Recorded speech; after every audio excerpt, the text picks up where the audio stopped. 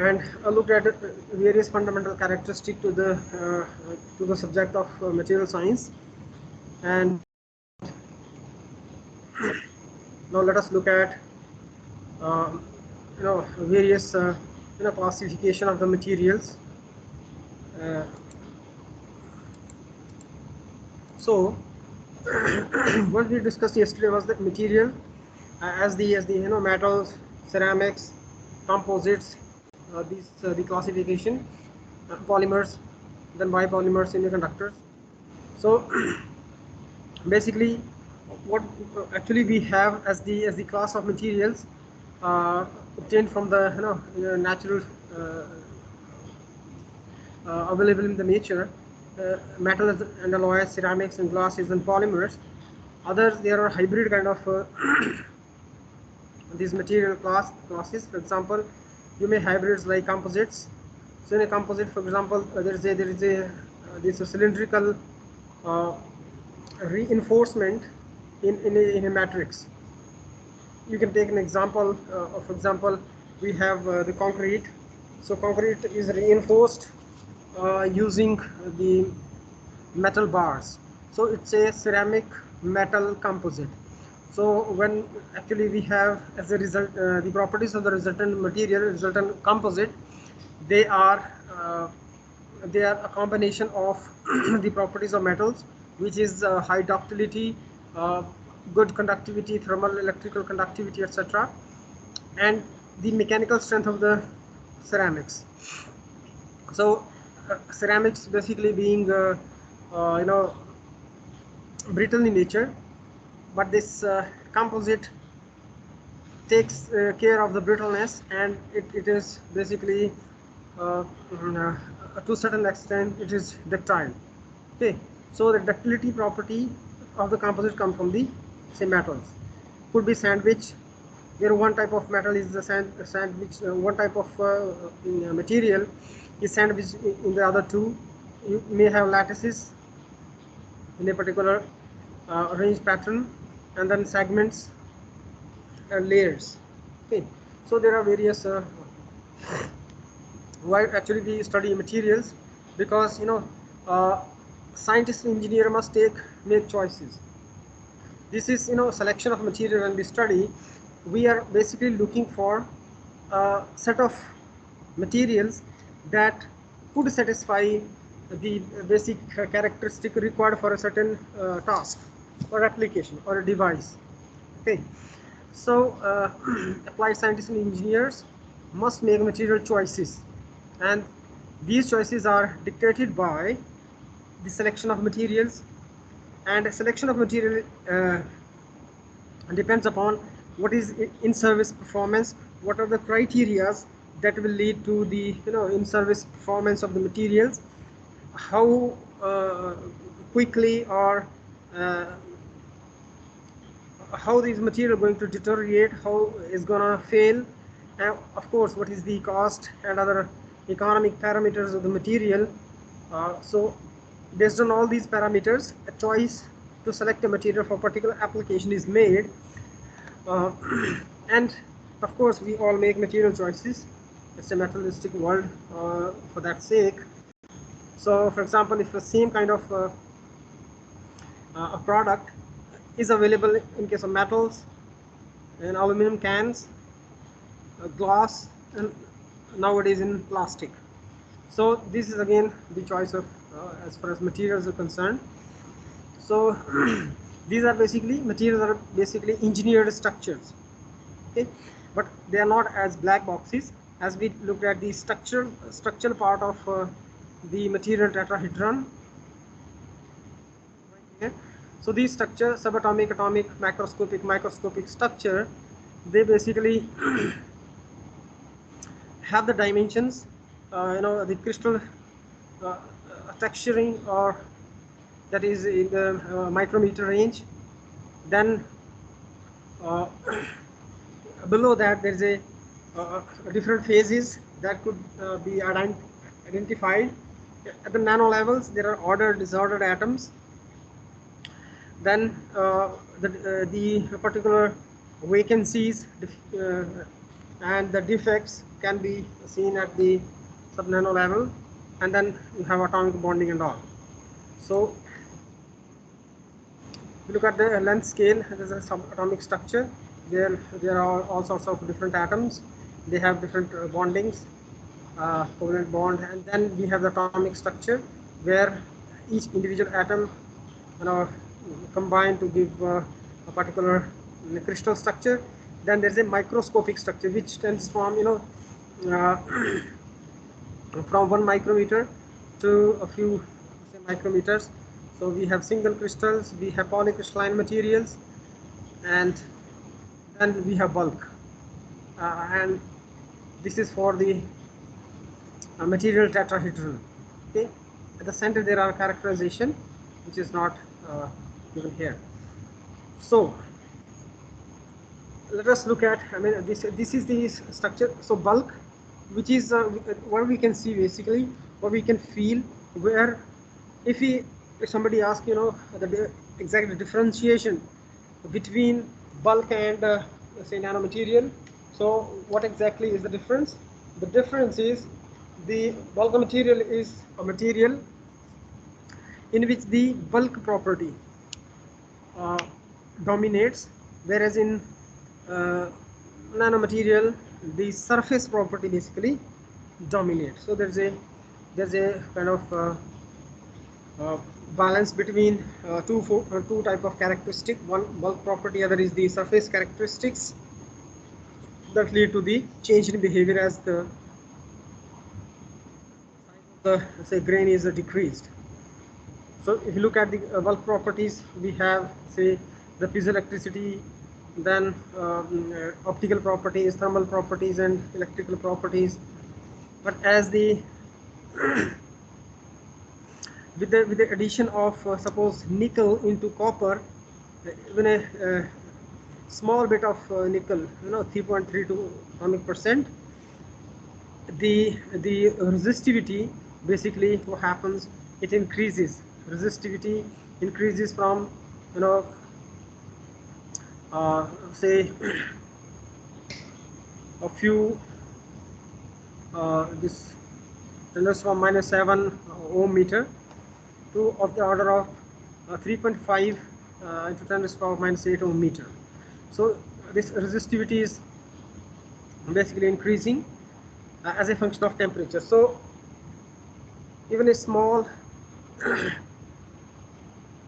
change or addition of suppose you have this copper, so copper plus 1.12 atomic percent of nickel, the electrical property is changed. It's changed from the pure state. But if you deform this copper, deformation means you are inducing defects into the structure. For example, you are you're taking this this sheet and beating this with hammer. Okay, so what happens? You're deforming the material. Fine. So deforming a material and you're creating defects into this. And this defect means there are sites in the lattice where the ordered arrangement of the atoms is not there, and that leads to the increase in resistivity. So there are various parameters that lead to change in the properties. If you look at the mechanical property, for example, the processing, this is suppose आपके पास steel है, so this is a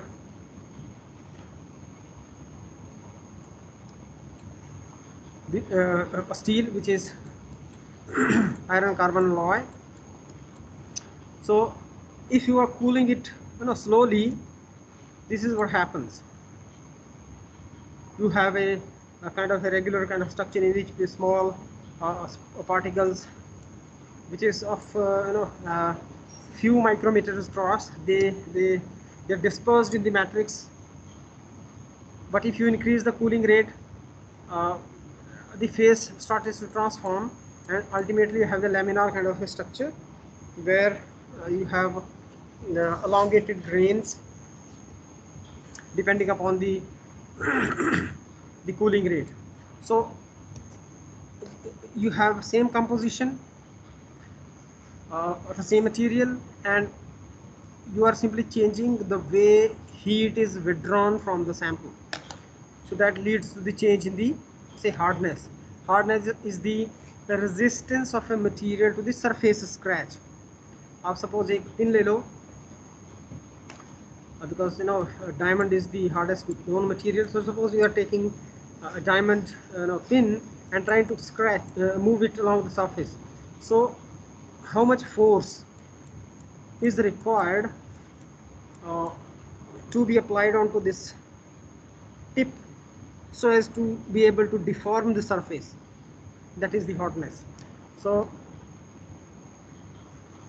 what you can see, as the cooling rate is increased, hardness basically increases almost 2 times as the cooling rate increase 10 to 4 times the centigrade per second.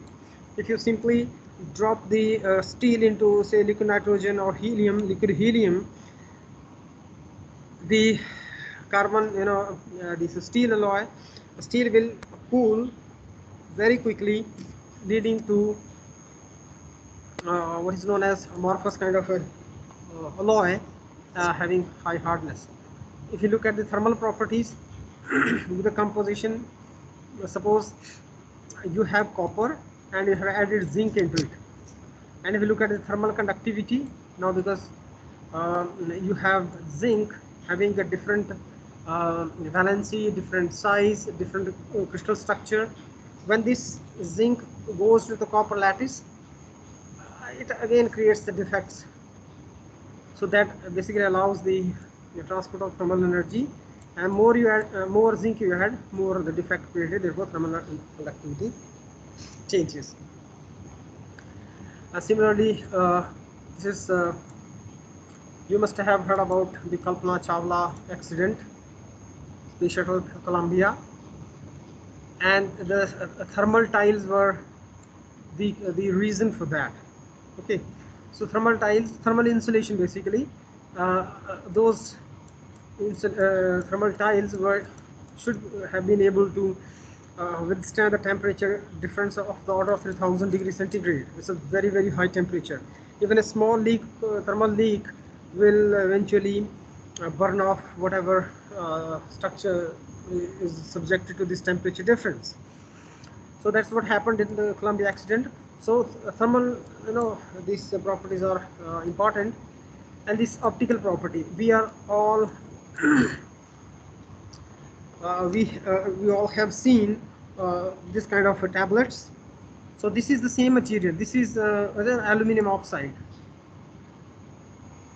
But depending upon how many, what kind of structures are there. So this is a single crystal, fully crystalline, without any grain boundary. It is perfectly transparent. You can see across, and it is fully transparent.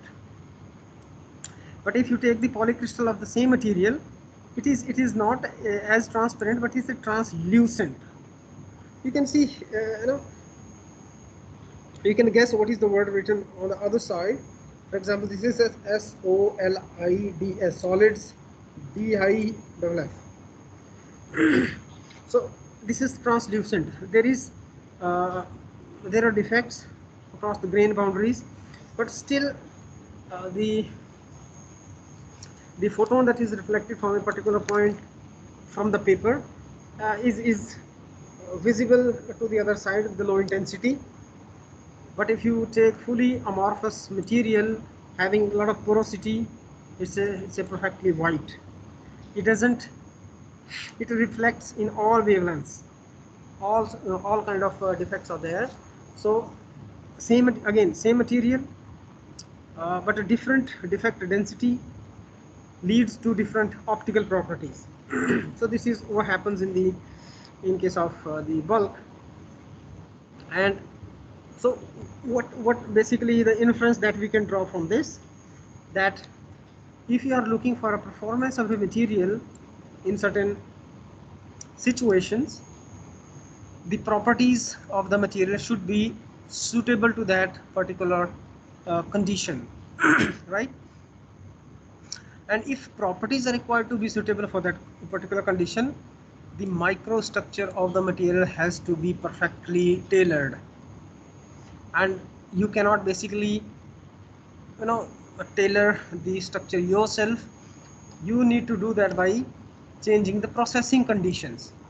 Processing, how you make the material, how you what is the heat treatment, what is the cooling scheme, and so on, what are the composition, etc. So in order to get a performance of out of the material, what is the parameter of the paramount importance is processing. How are we processing the material? Okay, for example, let us take an example. Suppose there is a performance goal is to increase the strength of a metallic material. You have a metal, you want to increase its strength. Okay, strength is the resistance to deformation.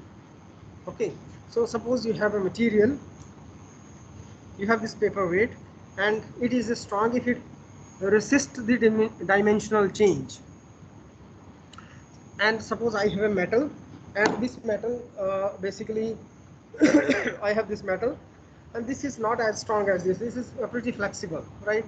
So if I want to increase the strength of this say scale, what I should be doing, what should I be doing? That means how should I tailor the processing conditions. So in order to increase the strength of say metals,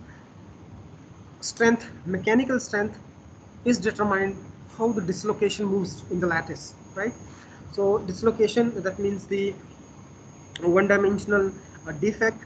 So more are the strength, more detail we will be looking at when we will be discussing about the strengthening of materials. But one thing is, more resistance is there to flow of this dislocation from one to the other point, that leads to increase in the mechanical strength. So suppose you have your pallet, you have heated in a microwave for quite some time, and you simply switched off the microwave and allowed microwave, or you can say furnace. So you allowed the cooling slowly in order to cool it slowly, and what it means, the pallet basically grows, and the microstructure looks like this. Microstructure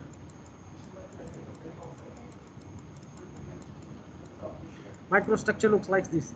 What is the characteristic? Because of the slow cooling, slow यानी ज़्यादा time है, कोई भी चीज़ slow हो रही है तो उस प्रोसेस को होने के लिए ज़्यादा टाइम अवेलेबल है. तो अगर ज़्यादा टाइम है तो what happens, the grains that are growing during the cooling will grow to a larger size, right?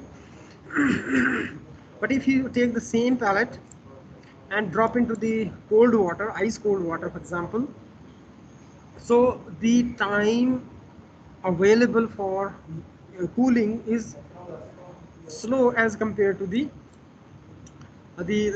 case number one. Okay, so this is fast cooling. What will be the change in the microstructure?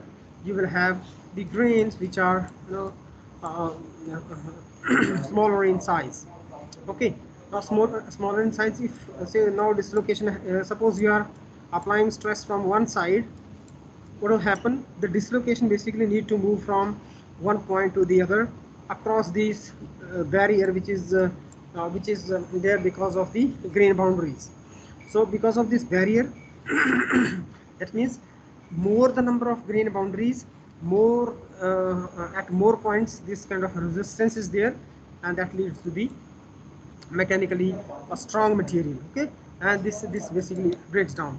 So how do we have increased the mechanical strength of certain materials and metal? By quenching. Instead of slow cooling, if we quench, the material will be strong. Okay, so that is determining controlling the processing conditions. And then the characterization techniques for this thing, though we will not be discussing much about these, but this is the microscopy. you can see very beautiful dendrites of the this is ice crystals, and these are the screen printed thing, and then electron microscopy is there. These techniques we will be studying in the next semester for in the experimental techniques. So let us look at some of the examples. For example, this clay silica. So this has a number of these allotropes, and this is a crystal structure, and this is how it looks like. And this is what happens when the silica is put in the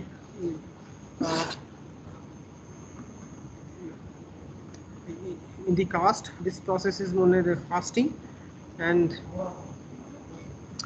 there's the microstructure after sintering the cast.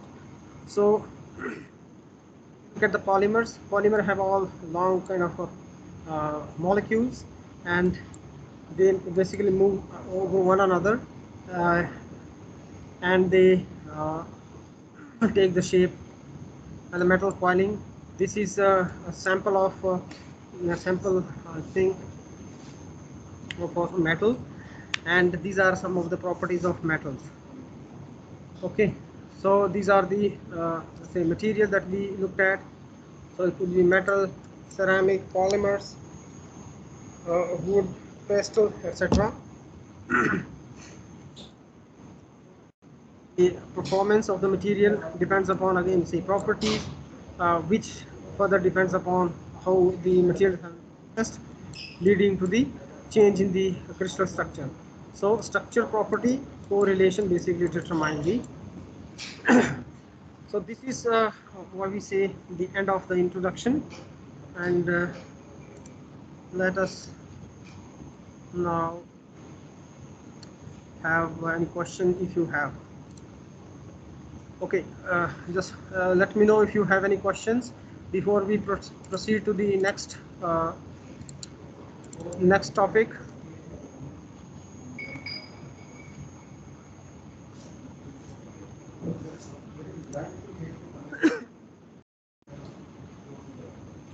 Any questions? No, sir. Sir yes बताइए. Sir copper की thermal conductivity decrease क्यों होती है zinc add करने से? हाँ, की thermal conductivity zinc add करने से डिक्रीज कम हो गई. हाँ क्यों होती है? हाँ, आप सोचो, बताओ जरा. Thermal conductivity basically what happens, आपने देखा होगा क्रिकेट स्टेडियम में मैक्सिमम वेव चलती है, right. One let me come back that. So copper thermal conductivity,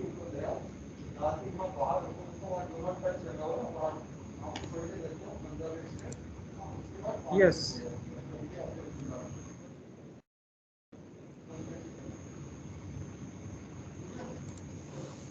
Okay, so this is what the what happens to the thermal conductivity of, say, copper. So copper basically, when what is the, say, crystal structure of zinc?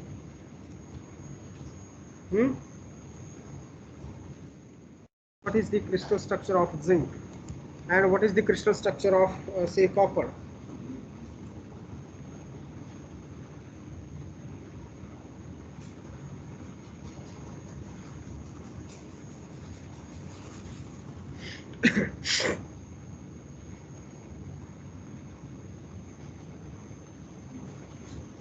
What is the crystal structure of zinc? If you take zinc as a metal, it is basically hexagonal, and copper, of course, is cubic. Face center. Sir, FCC. Cubic, FCC. Yes, copper is FCC, cubic. Yes, sir. So now you see, you are trying to mix there's a substantial amount of zinc in it. That means close to 50%, right? So what we see here, we need to remember, if it's a thermal conductivity, atom will be able to transfer the thermal energy if they are perfectly packed. Okay, if you are now heating the this material from one side, what are the various modes of thermal conduction, thermal energy transfer? We have conduction, convection, and radiation. Okay, because this is a solid, so convection we can leave the convection part, and of course radiation also will be minimal, so it will be conduction. So conduction, how does the conduction actually works? So conduction works like this particular point is at high temperature, so there's a atomic vibrations from one end, so one atom transfers the vibrational energy to the other. Okay, now assume in case of perfect copper, you have thermal conductivity which is close to 400 milli watt per millikelvin, and then with the addition of zinc, if you look at the size difference of the zinc, that will be wait a minute, copper size.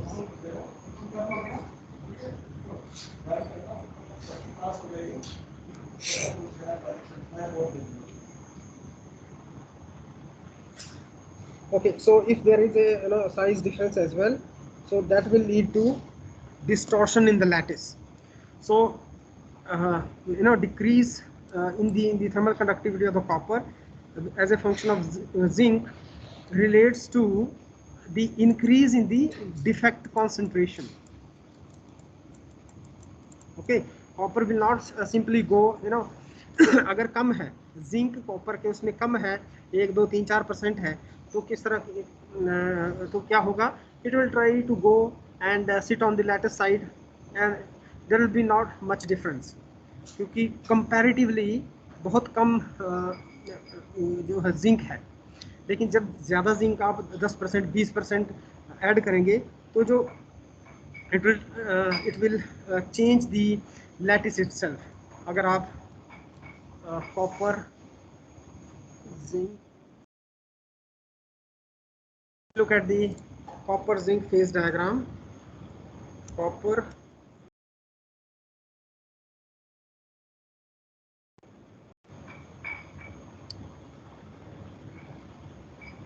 okay, so let us look at the copper zinc phase diagram. Though we will be looking at the phase diagram in detail in the chapters to come, लेकिन क्योंकि एक cubic है, दूसरा hexagonal है, they are quite incompatible kind of structures. Okay, incompatible है. Solubility कितना है? Solubility 40% के तक इसमें solubility है.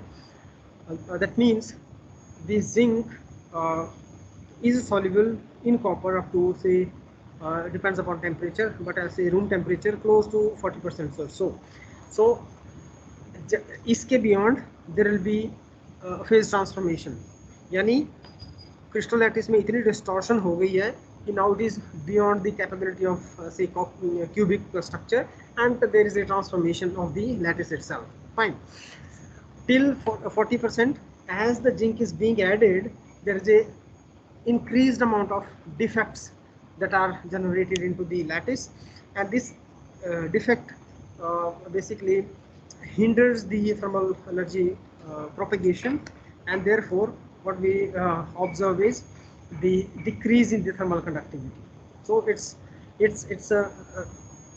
not related to like one metal is being added to other and free electron availability of free electron, but the distortion in the lattice, the defect concentration, and so on.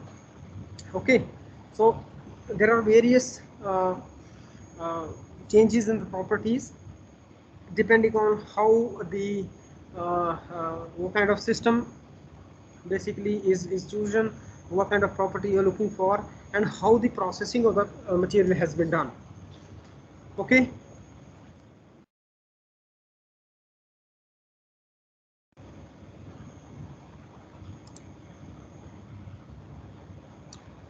Okay, any more questions before we move to the next topic?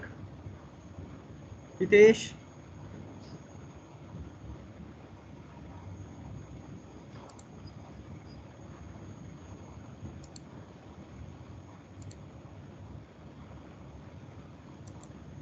Okay, so let me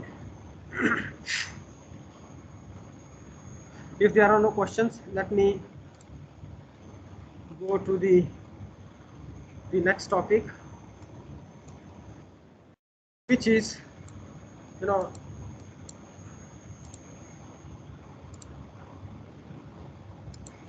now we are coming to the metals and alloys.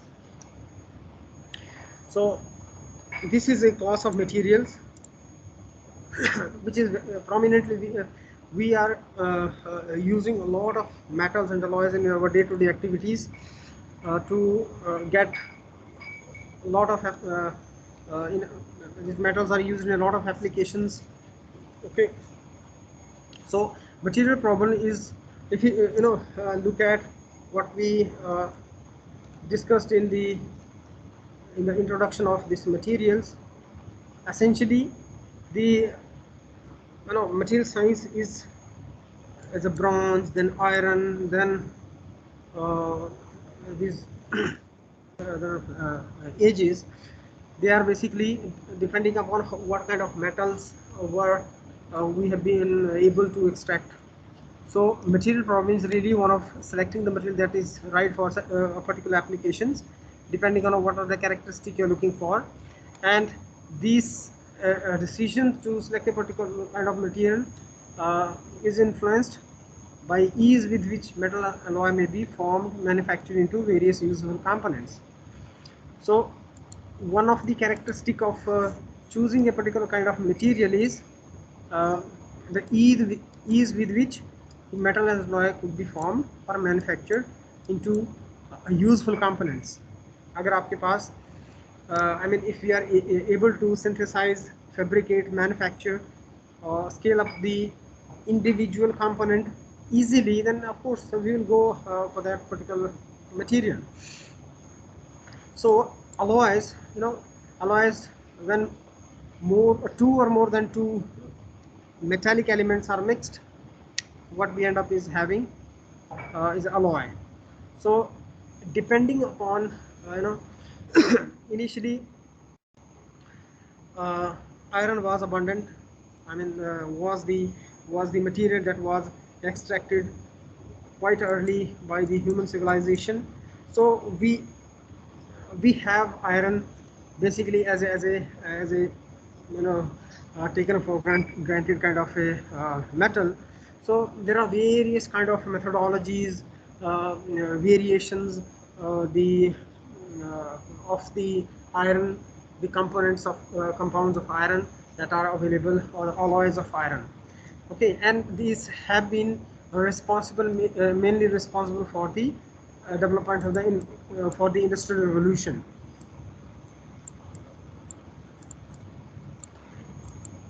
At the end of the 18th century, when the industrial revolution started in Europe, so iron was one of the important material that was very useful in the industrial revolution, and because of this, because of the availability of iron, availability of the know-how, iron was used in majority of the applications, and that led to kind of a categorization of the alloys as ferrous and non-ferrous. So wherever you study, there is this first characterization is ferrous and non-ferrous. Whether we have some kind of variant of the ferrous alloys that could be useful, in that particular application, or do we need to go for some non-ferrous alloys? Okay, so there are two categories. in ferrous based alloys, iron is the principal component. So you can see there is a matrix, suppose iron matrix, and in that you have added 1 2 3 4 whatever number of other metals, and you have characterized, you have scientifically evaluated the properties of this alloy, and that is the ferrous alloy. Okay, and if iron is not the principal element, suppose आपके पास principal element क्या होगा, principal element है, suppose आपके पास 6 5 6 7 2 3 जितने भी elements हैं उनको आपने मिक्स किया, प्रिंसिपल मेन कंपोनेंट कौन सा है, अगर ज़्यादा आपने आयरन है उसमें रखा हुआ था, it's iron based alloy, if it is not then it's a non ferrous. Why these metals are basically important, we know, I mean because we are using the metals in our day-to-day applications, but how much basically, what is the importance, what is the scale of the usage? These metals are highly valuable group of material used in hundreds of applications, and they are produced in very huge quantities. This is 2 years old data. For example, this is 60 million tons of 60 million यानी 6 crore tons of aluminium was produced in 2017, and this is for the world production, and in 18-19 it was like 34 lakh tons सिर्फ India में. So you can imagine अगर 34 lakh ton अगर generate हो रहा है, so one truckload of say truckload can carry approximately 10 tons. So you can imagine you have like 342,000 trucks full of metals. That much was produced just in 1 year only in India, let alone the world production. So you can imagine it's a staggering amount of the aluminum that is consumed. This is simply one metal. There are a number of metals and there are hundreds of their variants. So it's a humongous kind of quantities of these metals and alloys that are being produced and consumed worldwide. Okay, and if you look at this, say copper, in the world it was like 558 lakh tons of copper, and in India in 18-19 it was 358,000 tons. So it's a large quantities that are being generated. If you look at the gold itself, in 2017 3,300 tons, it's very costly, close to 50,000 per 10 grams. So it's a 3,300 tons that were produced in 2017, and it's a staggering scale of the production, consumption and all other related activities. So that speaks for itself how much these metals are important. Okay, so this is the gold. So if we look at the metal alloys, we have looked at, so there are ferrous and non-ferrous. Let us look at how the what is the categorization of the ferrous alloys. So ferrous, again, there are steels and there are non-steels, which are cast iron. Okay, so ferrous are further divided into two categories.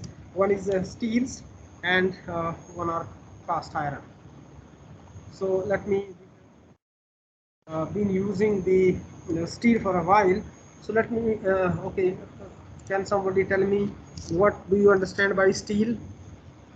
Devendra, steel क्या होता है? जरूरी नहीं आपको पता हो, I just want to know what do you understand by steel. जब हम कहते हैं कि स्टील है, हाँ, स्टील तो सबने ही यूज की है, इस्पात. तो क्या होता है steel? Devendra, am I Audible?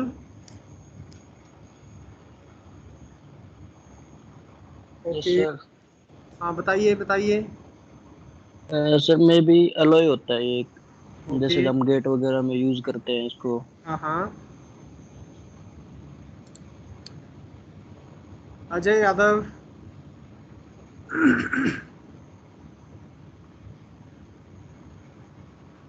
Amandeep. Excuse me, sir. Steel is a mixture of iron. We can say iron, magnesium. So it is kind of alloy. Okay okay. Ankita.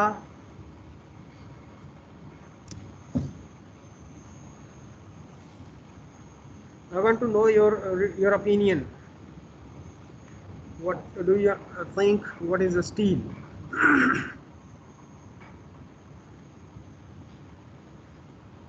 अर्पित, आवाज आ रही है क्या? हाँ अर्पित बताइए। Yes sir. सर एलॉय होता है जिसका मेन कंपोनेंट आयरन होता है। ओके तो और मेन कम, हाँ थोड़ा मेन कम, हाँ